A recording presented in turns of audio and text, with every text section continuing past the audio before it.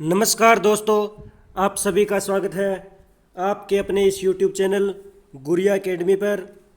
दोस्तों, आज हम जानेंगे भारतीय सामान्य ज्ञान के 50 महत्वपूर्ण क्वेश्चनों के बारे में। ये प्रश्न आपकी सभी परीक्षाओं में बहुत ही महत्वपूर्ण साबित होने वाले हैं। तो दोस्तों, लास्ट तक इस वीडियो में बने रहना। अगर आपको ये वीडियो अच्छी लगे तो लाइक करना, कमेंट करना और ज़्यादा से ज़्यादा इस वीडियो को अपने दोस्तों में शेयर करना। जो क्वेश्चन एग्ज़ाम की दृष्टि से इम्पोर्टेंट है वो क्वेश्चन मैं आज आपको करवाने जा रहा हूँ। एग्ज़ाम में हर बार ये क्वेश्चन पूछे जाते हैं। तो चलिए शुरू करते हैं। फर्स्ट क्वेश्चन है, श्वेत क्रांति किस से संबंधित है? तो दोस्तों, जो श्वेत क्रांति है ये दुग्ध उत्पादन से संबंधित है। श्वेत क्रांति है ये दुग्ध उत्पादन से संबंधित है। और बात करें श्वेत क्रांति की शुरुआत की, तो इसकी शुरुआत हुई थी 13 जनवरी 1970 ईस्वी में। 13 जनवरी 1970 ईस्वी में इसकी शुरुआत है। ये वर्गीस कुरियन ने की थी। वर्गीस कुरियन ने 13 जनवरी 1970 के अंदर श्वेत क्रांति की शुरुआत की थी। नेक्स्ट है, पीली क्रांति किससे संबंधित है? तो जो पीली क्रांति है दोस्तों, ये तिलहन उत्पादन से संबंधित है। और पीली क्रांति की बात करें तो ये 1986 ईस्वी के अंदर इसकी शुरुआत हुई थी। पीली क्रांति की शुरुआत 1986 ईस्वी में। और पीली क्रांति के जनक की बात करें तो मध्य प्रदेश के संस्थाक जो पांडे है, संस्थाक पांडे रजवार ने पीली क्रांति की शुरुआत की थी। नेक्स्ट क्वेश्चन पे चलते हैं। छठी पंचवर्षीय योजना कब समाप्त कर दी गई? तो दोस्तों, जो छठी पंचवर्षीय योजना है ये 1980 ईस्वी के अंदर समाप्त कर दी गई थी। नेक्स्ट है, जनता पार्टी सरकार द्वारा पेश छठी योजना को किस सरकार के समय से पहले ही समाप्त कर दिया? तो जो कांग्रेस की सरकार थी, कांग्रेस की सरकार से पहले ही जनता पार्टी के द्वारा छठी योजना को समाप्त कर दिया गया था। नेक्स्ट क्वेश्चन पे चलते हैं।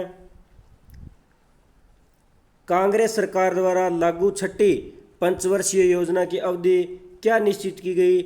तो कांग्रेस सरकार के द्वारा जो छठी पंचवर्षीय योजना है इसकी अवधि 1980 से 1985 निश्चित की गई। नेक्स्ट है, छठी पंचवर्षीय योजना में किस पर विशेष बल दिया गया? तो दोस्तों, जो छठी पंचवर्षीय योजना है इसमें गरीबी निवारण तथा रोजगार सृजन, गरीबी निवारण तथा रोजगार सृजन पर जो छठी पंचवर्षीय योजना के तहत विशेष बल दिया गया था। नेक्स्ट है, किस पंचवर्षीय योजना के दौरान रोजगार मापने के लिए मानक व्यक्ति वर्ष यानी स्टैंडर्ड पर्सन ईयर को अपनाया गया? तो जो छठी पंचवर्षीय योजना है इसमें रोजगार मापने के लिए मानक व्यक्ति वर्ष को अपनाया गया था। नेक्स्ट है, ग्रामीण बेरोजगारी उन्मूलन से संबंधित कार्यक्रम IRDP, NREP, TRYSEM, DWACRA और RLEGP किस योजना में जो है लागू किए गए? तो ये दोस्तों छठी जो पंचवर्षीय योजना है इनमें जो ग्रामीण बेरोजगारी उन्मूलन से संबंधित ये 5 कार्यक्रम हैं ये लागू किए गए थे। नेक्स्ट क्वेश्चन पे चलते हैं। किस योजना के दौरान गरीबी रेखा को ग्रामीण क्षेत्र में प्रति व्यक्ति 2400 कैलोरी तथा शहरी क्षेत्र में 2100 कैलोरी के रूप में परिभाषित किया गया है? तो दोस्तों, जो छठी पंचवर्षीय योजना है, छठी पंचवर्षीय योजना के तहत जो है ग्रामीण जो गरीबी रेखा से नीचे है ग्रामीण क्षेत्र में 2400 कैलोरी तथा शहरी क्षेत्रों में 2100 कैलोरी के रूप में परिभाषित किया गया। नेक्स्ट क्वेश्चन पे चलते हैं। कौन सी योजना 15 वर्ष की दीर्घ अवधि को ध्यान में रखकर बनाई गई थी? तो दोस्तों, जो छठी पंचवर्षीय योजना है, छठी पंचवर्षीय योजना 15 वर्ष की दीर्घ अवधि को ध्यान में रखकर बनाई गई थी। किस योजना ये क्वेश्चन 2 बार रिपीट हो चुका है। नेक्स्ट चलते हैं, किस योजना को परफेक्टिव प्लानिंग कहा जाता है? तो जो छठी पंचवर्षीय योजना है इसे परसेप्टिव प्लानिंग कहा जाता है। नेक्स्ट है, सातवीं पंचवर्षीय योजना की अवधि क्या थी? तो सातवीं जो पंचवर्षीय योजना है इसकी अवधि 1986 से 1991 थी। नेक्स्ट क्वेश्चन पे चलते हैं, सातवीं योजना का प्रमुख उद्देश्य क्या था? तो जो सातवीं पंचवर्षीय योजना है इसका जो प्रमुख उद्देश्य था वो था आधुनिकीकरण। सातवीं पंचवर्षीय योजना का प्रमुख उद्देश्य आधुनिकीकरण था। नेक्स्ट पे क्वेश्चन पे चलते हैं, कौन सी योजना उदारीकृत अर्थव्यवस्था के रूप में वर्णित जॉन डब्ल्यू मुल्लर मॉडल पर आधारित थी? तो जो आठवीं पंचवर्षीय योजना है, आठवीं पंचवर्षीय योजना ये उदारीकृत अर्थव्यवस्था के रूप में जॉन डब्ल्यू मुल्लर मॉडल पर आधारित थी। नेक्स्ट, आठवीं पंचवर्षीय योजना का काल क्या था? कला नहीं है दोस्तों, ये काल है। तो इसका काल है 1992 से 97, 1992 से 1997 रहा था। नेक्स्ट क्वेश्चन पे चलते हैं, आठवीं पंचवर्षीय योजना पहले कब से लागू होनी थी? तो आठवीं पंचवर्षीय योजना है ये 1990 में लागू होनी थी। नेक्स्ट है, देश में योजना विहीन वर्ष कौन रहे? तो कौन से हैं? ये 1990 से 91 एवं 91 से 92, यानी ये 2 वर्ष हैं, ये देश में योजना विहीन वर्ष रहे थे। नेक्स्ट क्वेश्चन पे चलते हैं, किस देश में विभिन्न पहलुओं को ध्यान में रखते हुए मानव संसाधन विकास को मूलभूत उद्देश्य माना गया? तो जो आठवीं पंचवर्षीय योजना है, आठवीं पंचवर्षीय योजना के पहलुओं को ध्यान में रखते हुए मानव संसाधन विकास एवं मूलभूत उद्देश्यों को माना गया है। नेक्स्ट, नवीं पंचवर्षीय योजना की समयावधि क्या रही? तो जो नवीं पंचवर्षीय योजना है ये 1997 से 2002 रही थी। नेक्स्ट क्वेश्चन पे चलते हैं, 10वीं पंचवर्षीय योजना की अवधि क्या थी? तो 10वीं पंचवर्षीय योजना की अवधि 2000 से 2007 थी। नेक्स्ट है, 10वीं पंचवर्षीय योजना का मुख्य उद्देश्य क्या था? तो 10वीं पंचवर्षीय योजना इसका मुख्य उद्देश्य है कि 21वीं शताब्दी में भारत को आर्थिक महाशक्ति बनाना। 21वीं शताब्दी में भारत को आर्थिक महाशक्ति बनाना ये 10वीं पंचवर्षीय योजना का मुख्य उद्देश्य था। नेक्स्ट है, 11वीं पंचवर्षीय योजना कब से कब तक लागू रही? तो 11वीं पंचवर्षीय योजना है ये 2007 से 2017 तक लागू रही थी। राष्ट्रीय विकास परिषद NDC की 57वीं बैठक में 12वीं पंचवर्षीय योजना की अंतिम मंजूरी कब दी गई? तो 12वीं पंचवर्षीय योजना को अंतिम मंजूरी है ये 26 दिसंबर 2012। 26 दिसंबर 2012 ईस्वी को राष्ट्रीय विकास परिषद की 57वीं बैठक में मंजूरी दी गई थी। नेक्स्ट है, आधुनिक भारत में बजट की परंपरा की शुरुआत करने का श्रेय किसे दिया जाता है?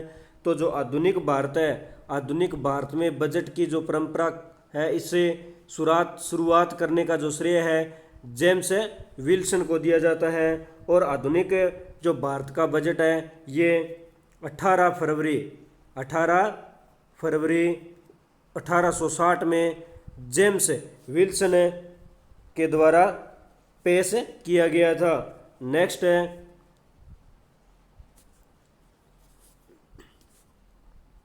1921 में किस समिति की रिपोर्ट के आधार पर सामान्य बजट से रेलवे बजट को अलग कर दिया गया? तो अकबर्थ जो समिति थी, अकबर्थ समिति जो थी इसकी रिपोर्ट के आधार पर सामान्य बजट से रेलवे बजट को अलग कर दिया गया था और ये 1921 में अलग किया गया। नेक्स्ट क्वेश्चन पे चलते हैं, अविभाजित भारत का पहला बजट 1946 में किसने प्रस्तुत किया? तो दोस्तों आर के षणमुखम शेट्टी है। आर के षणमुखम शेट्टी ने अविभाजित भारत का पहला बजट है ये 1946 में प्रस्तुत किया। नेक्स्ट, स्वतंत्र भारत का पहला बजट कब प्रस्तुत किया गया? तो 26 जनवरी 1947 को 26 जनवरी 1947 को वित्त मंत्री आर के षणमुखम शेट्टी है, इनके द्वारा भारत यानी स्वतंत्र भारत का प्रथम बजट है ये प्रस्तुत किया गया। नेक्स्ट क्वेश्चन, स्वतंत्र भारत का पहला बजट किसने प्रस्तुत किया? तो आर के षणमुखम शेट्टी ने स्वतंत्र भारत का पहला बजट प्रस्तुत किया। नेक्स्ट क्वेश्चन पे चलते हैं, स्वतंत्र भारत का पहला पूर्णकालीन बजट कब प्रस्तुत किया गया? तो 1948 से 1949 के मध्य स्वतंत्र भारत का पहला जो पूर्णकालीन बजट है ये प्रस्तुत किया गया। नेक्स्ट क्वेश्चन, स्वतंत्र भारत का पहला पूर्णकालीन बजट किसने प्रस्तुत किया? तो जो पूर्णकालीन बजट है ये आर के षणमुखम शेट्टी ने प्रस्तुत किया था। नेक्स्ट है, भारतीय गणराज्य का पहला पूर्णकालीन बजट किसने प्रस्तुत किया? तो भारतीय जो गणराज्य है इसका पहला पूर्णकालीन बजट है ये जॉन मंथाई ने 28 फरवरी 1950 ईस्वी में लागू किया या प्रस्तुत किया था। भारतीय गणराज्य का पहला पूर्णकालीन जो बजट है जॉन मंथाई ने 28 फरवरी 1950 में पेश किया था, या फिर 1950-51 के मध्य भी पेश किया था। दोनों ऑप्शन में आए तो दोनों में से एक अगर ऑप्शन में आए तो या तो 1950-51 आएगा या 28 फरवरी 1950 आएगा, तो दोनों में से एक टिक करना है। नेक्स्ट है, देश में किन प्रधानमंत्रियों को स्वयं बजट प्रस्तुत करने का श्रेय हासिल है? तो दोस्तों जवाहरलाल नेहरू, इंदिरा गांधी व राजीव गांधी, इन तीन प्रधानमंत्रियों को स्वयं बजट है प्रस्तुत करने का श्रेय हासिल है। नेक्स्ट क्वेश्चन पे चलते हैं, देश में शून्य आधारित बजट प्रस्तुत करने की परंपरा किसने डाली? तो देश में जो शून्य आधारित बजट है ये प्रस्तुत करने की परंपरा राजीव गांधी ने डाली थी। नेक्स्ट क्वेश्चन पे चलते हैं, देश में आज तक वित्त मंत्रालय का कार्यभार संभालने वाली एकमात्र महिला कौन है? तो देश में आज तक जो वित्त मंत्रालय का कार्यभार संभालने वाली जो एकमात्र महिला है वो इंदिरा गांधी है। नेक्स्ट है, ब्रिटिश पूर्व भारत में किस शासक ने घाटे के बजट को अपनाया था? तो जो मोहम्मद बिन तुगलक है, मोहम्मद बिन तुगलक ने ब्रिटिश पूर्व भारत में घाटे के बजट को अपनाया था। नेक्स्ट क्वेश्चन पे चलते हैं, कार्य या परिणाम या लक्ष्यों की प्राप्ति के आधार पर सृजित बजट क्या कहलाता है? तो दोस्तों कार्य या परिणाम या लक्ष्यों की प्राप्ति के आधार पर जो सृजित बजट है ये निष्पादन बजट कहलाता है। नेक्स्ट है, पूंजीगत प्राप्तियों एवं पूंजीगत भुगतानों को किस बजट में सम्मिलित किया गया है? तो जो पूंजी बजट है, पूंजी बजट में पूंजीगत प्राप्तियों में पूंजीगत भुगतानों को शामिल किया गया है। नेक्स्ट क्वेश्चन है, किस बजट के अंतर्गत किसी भी विभाग अथवा संगठन द्वारा प्रस्तावित व्यय की प्रत्येक मद को बिल्कुल नई मद मान लिया जाता है? तो जो शून्य आधारित बजट है इसके अंतर्गत किसी भी विभाग अथवा संगठन द्वारा प्रस्तावित व्यय की प्रत्येक मद को बिल्कुल नई मद मान लिया जाता है। नेक्स्ट क्वेश्चन पे चलते हैं, बजट का वह रूप क्या कहलाता है जिसमें बजट को लिंग विशेष के आधार पर तैयार किया जाता है या बजट में लिंग विशेष के लिए अलग से बजटीय प्रावधान किया जाता है? तो उसे जेंडर बजट के नाम से जाना जाता है। नेक्स्ट है, जिस कर की अदायगी उस व्यक्ति द्वारा की जाती है जिस पर वह कानूनी रूप से लगाया जाता है उसे प्रत्यक्ष कर कहा जाता है। यानी जिस कर की अदायगी उस व्यक्ति द्वारा की जाती है जिस पर वह कानूनी रूप से लगाया जाता है तो उसे प्रत्यक्ष कर कहते हैं। नेक्स्ट है, आयकर, निगम कर, धन कर, संपदा कर, उपहार कर, व्यय कर या ब्याज कर किस तरह के कर हैं? तो ये सब दोस्तों प्रत्यक्ष कर हैं। नेक्स्ट क्वेश्चन पे चलते हैं, सीमा शुल्क, उत्पादन शुल्क, सेवा कर व केंद्रीय बिक्री कर किस तरह के कर है? तो ये सब दोस्तों अप्रत्यक्ष कर है। सीमा शुल्क, उत्पादन शुल्क, सेवा कर एवं केंद्रीय बिक्री कर है, ये अप्रत्यक्ष कर है। नेक्स्ट क्वेश्चन पे चलते हैं। किसी भी देश की घरेलू या भौगोलिक सीमा के अंतर्गत एक लेखा वर्ष में सभी उत्पादकों यानी सामान्य निवासियों तथा गैर निवासियों द्वारा उत्पादित समस्त वस्तुओं एवं सेवाओं बाजार मूल्य के योग क्या कहलाते हैं? तो सकल घरेलू उत्पाद कहलाते हैं। तो इन सभी को सकल घरेलू उत्पाद कहते हैं। नेक्स्ट, भारत की अर्थव्यवस्था कैसी है? तो भारत की अर्थव्यवस्था मिश्रित अर्थव्यवस्था है। नेक्स्ट है, मिश्रित अर्थव्यवस्था का क्या अर्थ है? तो दोस्तों जो मिश्रित अर्थव्यवस्था है इसका अर्थ सार्वजनिक एवं निजी क्षेत्र का साथ साथ होना। सार्वजनिक एवं निजी क्षेत्र का साथ साथ होना ही मिश्रित अर्थव्यवस्था का अर्थ है। नेक्स्ट है, आर्थिक दृष्टि से भारत कैसा देश है? तो आर्थिक दृष्टि से भारत एक विकासशील देश है। नेक्स्ट क्वेश्चन पे चलते हैं। भारतीय अर्थव्यवस्था में कौन से क्षेत्र की हिस्सेदारी सकल राष्ट्रीय उत्पाद में सबसे अधिक है? तो दोस्तों जो तृतीयक क्षेत्र है, तृतीयक क्षेत्र है भारतीय अर्थव्यवस्था में हिस्सेदारी सकल राष्ट्रीय उत्पाद में सबसे अधिक है, ये तृतीय क्षेत्र के अंतर्गत आता है। नेक्स्ट है, क्रय शक्ति क्षमता यानी परचेजिंग पावर पार्टी के आधार पर विश्व में भारतीय अर्थव्यवस्था का कौन सा स्थान है? तो भारतीय अर्थव्यवस्था का क्रय शक्ति क्षमता के आधार पर विश्व में तीसरा स्थान है। नेक्स्ट है, भारत की कुल श्रम शक्ति का कितना भाग कृषि में लगा है? तो भारत की जो श्रम शक्ति है इसका 52% भाग है ये कृषि में लगा है।